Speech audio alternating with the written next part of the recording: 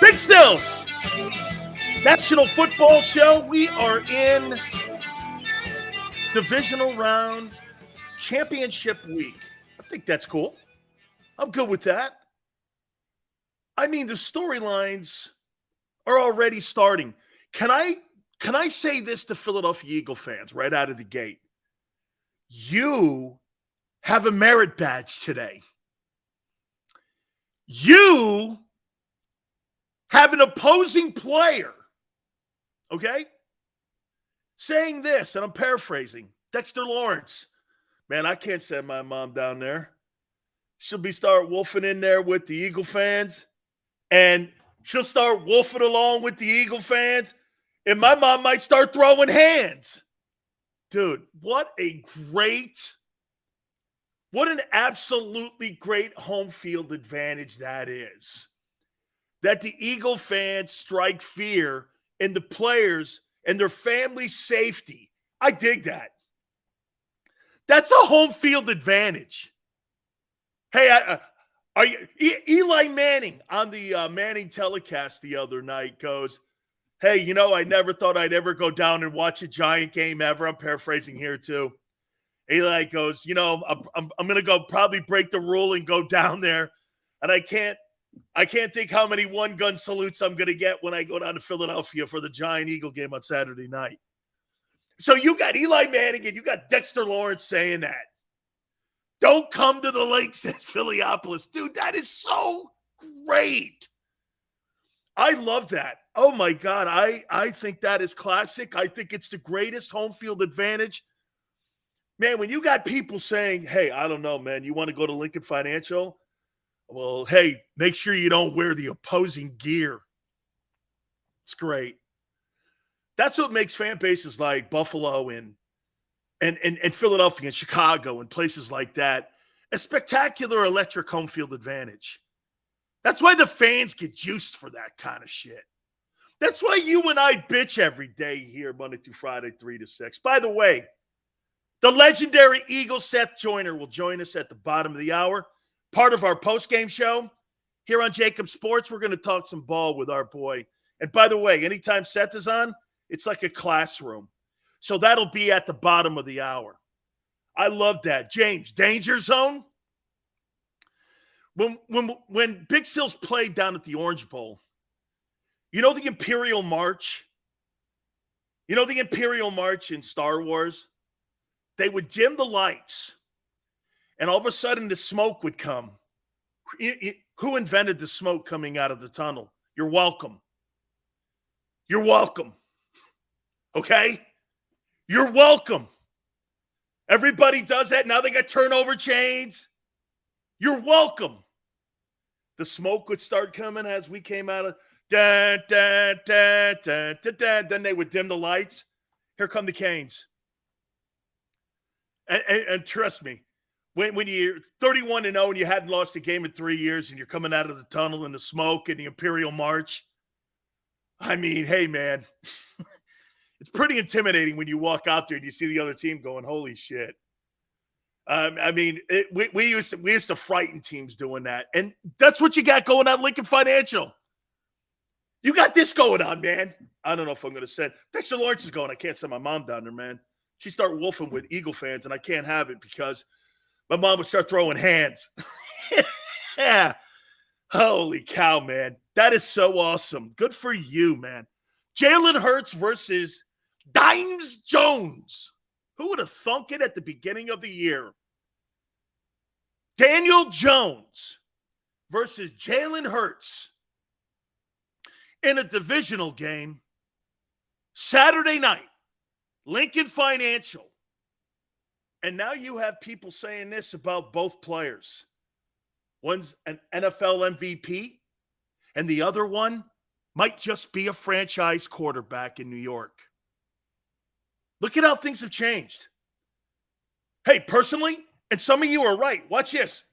I thought Daniel Jones sucked out loud. I didn't see it. Good coaching shows up. His best performance as a professional was this past weekend against Minnesota, in Minneapolis. It was crazy great. Jalen's put an MVP performance on this year. It's incredible. I'm going to make a comment here about these two players, though. They're not elite. Let me finish. They're unique. I have had a tough time dissecting that. Being unique is one of. That means it's almost impossible to defend. Joe Burrow, Josh Allen, Patrick Mahomes. That's the definition of the NFL's elite quarterbacks. What I'm saying here is that guys like Lamar Jackson and Daniel Jones, maybe, I don't know yet, but surely Jalen may be changing the definition of what elite is in the NFL. Is that, look, this is not throwing shade on. I'm not throwing shade on him. Would you rather be elite or unique? That means it's when you try to put a game plan against Jalen Hurts, that's not something you see all the time. You don't see that all the time. Hard to defend. Hard to defend. The word elite may be starting to get redefined here by some of these new quarterbacks that are coming into the NFL. That's a me thing. I got to, the old man get off my lawn kind of conversation here. Maybe what Jalen is doing and some of these quarterbacks, like Kyler Murray too, maybe they're redefining the word elite. Can you be elite even though you don't look like Patrick Mahomes? I think it's how you look at how the result is. I think sometimes we get so caught up in the method and not the result. Like you guys bring up all the time to me, okay? And again, guys, I promise you, I'm not starting to show off here, throwing shade on anybody. I'm trying to have a conversation about what Jalen is really doing more so to the word elite and the phrase elite quarterback. I mean, he's got 2 1,000-yard receivers. Does he throw the ball like Mahomes or some of those other guys? Absolutely not. But the thing he does, too, is on third down, Jalen Hurts has a better percentage on third down efficiency than any of those other guys. Why? Because he protects the football. The guy in Buffalo has a problem with that. And I'm going to, the more I dissect Josh Allen and his ability to get to the Super Bowl this postseason, that kid's got to protect the ball. I've got question marks, and I wrote down 8 questions for 8 teams that are remaining, the Elite 8, as we get ready for the playoffs here. Let's go to this.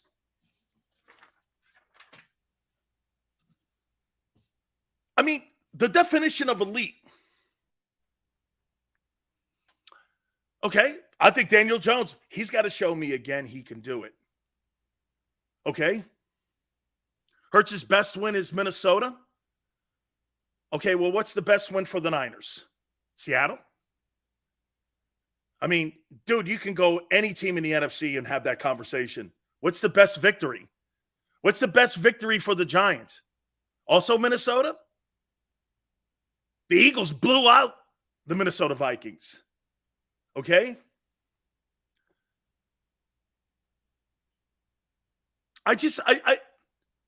Who is your quarterback? He beat the Giants. Well, Daniel Jones beat him a year ago, too. Seals, who would you draft, Mahomes, Burrow, or Allen?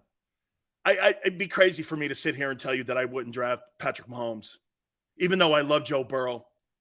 It would be Mahomes. Now, how many people think Patrick Mahomes would be the same quarterback if he didn't have Andy Reid? What if Josh Allen had Andy Reid? Okay, that's a dynamic in this conversation too.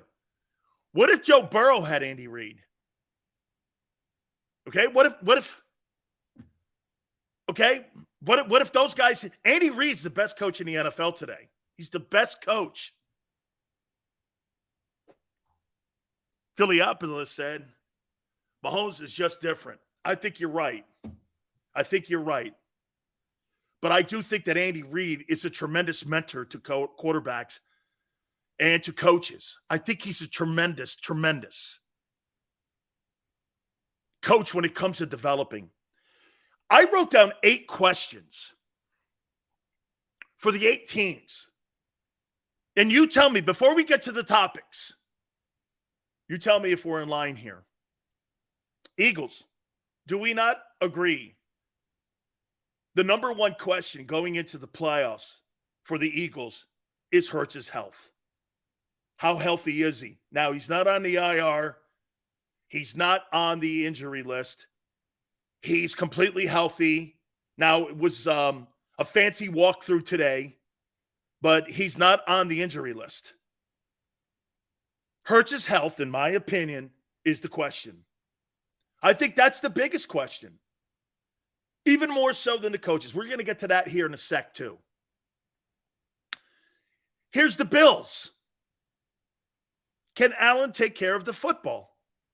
How simple is I think these question marks going into the postseason, I think they're very simple. Look, Eagles, Hurts' health. It's the number one priority. Bills, can Josh Allen take care of the football? Bengals, can the offensive line hold up for Joe Burrow? Chiefs, can the defense show up? Cowboys, this is the craziest one. Can the Cowboys play with pressure? I never thought about this before. You know why people take a shit on Mike McCarthy? Because the guy that's in front of the mic all the time is Jerry Jones. We don't get to hear the coach. The owner is constantly in front of the mic. We have no understanding of who Mike McCarthy is. When's the last time you've seen a Mike McCarthy press conference? I don't know. When was the last time I saw one? I see Jerry all the time. But I don't see McCarthy. McCarthy's never in front of a mic. He's got to be the only head football coach that's in the postseason that's never in front of a mic. Can the Cowboys play with pressure? How weak is that one?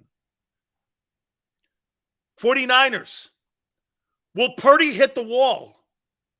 We're waiting for this, aren't we? Pretty crazy shit here, man. When you're talking about the questions going into the postseason here, and in the Elite Eight, here are your question marks. Giants. Can Martindale keep pace with what they're doing with the offensive coaches and Brian Dable's offensive coaching staff?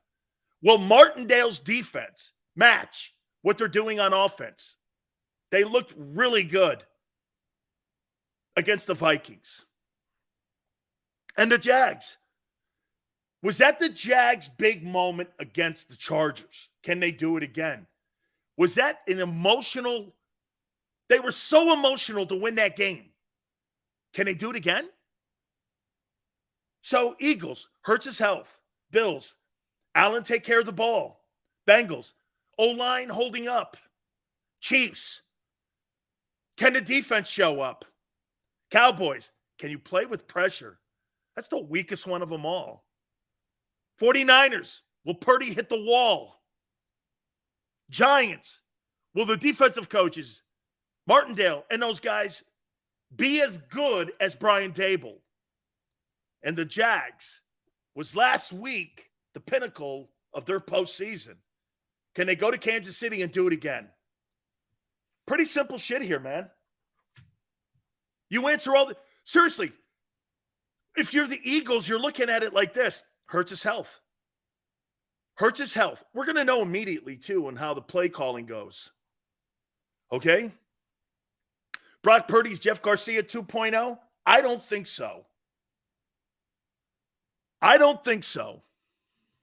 Okay? I don't think so. Let's get into the topics here. Guys, this is not talked about enough because people in Philly are afraid to bring it up. Is Nick Sirianni's future riding on Saturday night's game? I want to hear what you guys say right out of the gate before I give you my full take on this. Is Sirianni's future Saturday night? Does it depend on him winning this game Saturday night? I don't know if he has to win a Super Bowl. Hell no. Philiopolis says he's secure. Remember what Philiopolis said there. Hell no, he's secure. Tank 100%. Not in the immediate future. Coaches are in the spotlight. Sirianni has at least 2 years here. Joshua says, I don't think so. Write it down. Take a picture. Okay. I completely disagree with him, but that's okay. Let me show you why it is. You guys have been telling me all year long that this is Howie Roseman's greatest creation. He's not afraid to fire a Super Bowl winning coach. Why would he be afraid to fire Nick Sirianni if this thing shits the bed on Saturday night? Remember something. This is the same organization that's fired Andy Reid and Doug Peterson. And this is Howie's team. These are Howie's assistant coaches. This whole thing is Howie Roseman's creation. If they shit the bed on Saturday night, you think that Howie is not going to look at that and go, coaching cost us this, not the personnel on the field. You have all these tremendous stats on defense. 2,000-yard wide receivers. You got a quarterback that was in the MVP conversation. You got a 1,000-yard Pro Bowl running back. You got a tight end that's being considered one of the 3 best in the sport. And you're telling me that coach doesn't have his ass on the line if that guy shits the bed? How do you think? And you got a general manager that will pull the switch on you and drop you through the trap door. How in your right mind don't you think he'll pull the trap door on you? He's done it to Doug. They did it to Andy. Why, if that team gets upset and beat Saturday night convincingly, you think Nick Sirianni's job is safe? This is Howie's greatest creation. D. Gunn has said it. People in the media in Philadelphia has said it. You have said it here. He's the executive of the year.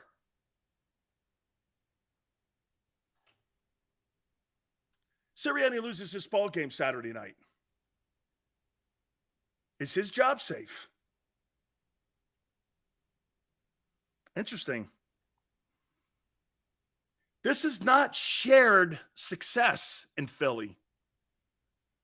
This is all on one man. Because you know what the headlines will be on Monday? Wrong man at the helm.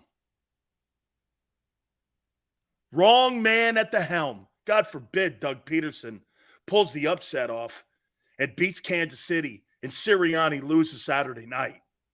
Or let's just say it's an overtime game in Kansas City and the Eagles lose Saturday night. You think his job's safe? Really? This is Howie Roseman's show. This is the Howie show, not the Nick Sirianni show. You guys are nuts. These coaches in Philadelphia are interchangeable. They've proven this to you. It doesn't matter who the guy is. His job is safe. Really. Better win. And again, I believe the Eagles will win. I think it's a fourth quarter football game because the coaching in New York is way better than it is in Philly. I'm telling you flat out. I've been saying this since the 8th game of the season. My issue is no longer with Jalen playing good football. My issue is with whether or not the coaches are capable of letting them play good football. That's been my issue. And I'm going to stick to this. Of all, let's look at this here. Let's match up the coaching staff. Nick Sirianni's coaching staff versus the Bills and Sean McDermott. I don't believe so. And Leslie Frazier? Leslie Frazier, the defensive coordinator, was a former NFL head coach? No. The Bengals, how can you say that Nick Sirianni has a better coaching staff when they went to the Super Bowl last year? Zach Taylor's group went to the Super Bowl, and they're back in the divisional round. You know where the Rams are now? Those guys are playing golf in Southern California. Chiefs, come on, I'm not even going to go there. Cowboys, you really think you got a better coaching staff in Philadelphia than in New York and then in Dallas? I don't think so. I think Dallas has Dan Quinn's a superior defensive coordinator to your guy. And Kellen Moore is actually an offensive coordinator. Do you know? Do you know? Hey, to me, Shane Steichen is a game manager. He's not really a coordinator because when the coordinating is on the field and the quarterback makes a decision on what play to run, it's out of the hands of the coordinator. 49ers? Absolutely not. Defensive coordinator and the head coach is superior to anything in Philadelphia. Giants? Absolutely not. Jags? Absolutely not. You got the least experienced coaching staff and probably the worst coaching staff compared to the other 7 teams. And you feel comfortable that if he loses that game Saturday night, his job is safe. You're probably right. You'll probably bring him back. But the blame will be all over the staff. Won't be on the players. You know why? Those are Howie's guys. Howie's not going to blame his players. He's going to blame the coaches like he always does. Howie has had a history of blaming coaches, not players. He blames coaches. They don't blame players because that's a reflection of him. But his job is safe. Maniac says Kellen Moore is not a good offensive coordinator, and Mike McCarthy has been in the league 50 years. Great. Okay, great. Will keeps the record, bro. That's long ago. This is now about playing football, and everyone's either 1-0 or 0-0. The record has no bearing. Marty Schottenheimer was 14-2, and the Chargers fired him because the general manager and him collided, A.J. Smith. They collided over the Drew Brees and Phillip Rivers decision. So good coaches get fired. Jim Caldwell got fired. Had a winning record in Detroit. Good coaches get fired. Brian Flores in Miami got fired. Good coach. Come on, man. Come on now. Cannon to the Texans. Yeah, the greatness of David Mills. Can't wait to see how that pans out. Jonathan Gannon is the next Nathaniel Hackett. Remember I said it. Okay? Remember I said it. Fool's gold. Because Jonathan Gannon, hey, did you see the press conference today by Jonathan Gannon? He's not going to do anything different than what they've done all year. Soft coverages, zone coverages, and you're going to allow Daniel Jones to run all over that field. He said it. I watched the press conference. We're not going to do anything different. We've had great success with what we're doing, and we're going to stick with it. So, guys will be running around in the middle of the zones. Guys will have to set the edge against Daniel Jones. And make no mistake about it, they're not doing anything different. They're not going to blitz more. They're not going to press coverage more. They're not going to do any of that. By the way, Seth Joyner's going to join us here in a couple minutes. Okay? Seth is going to join us. Somebody goes like this, Sills, I think he's BSing. Why would he BS? He's been that way all year. Why would he BS? It's one thing to tell me. It's another thing to see what they've done all year. You got to go with the trends. He's not BSing. That's who he is. He's not going to do anything different. That staff's not going to do anything different. I don't think it's a very creative staff. I think it's a very emotional staff. I'm telling you, the most level-headed guy on the sidelines every single Sunday is Jalen. I got more confidence in Jalen. That's a fact. I mean that. Okay?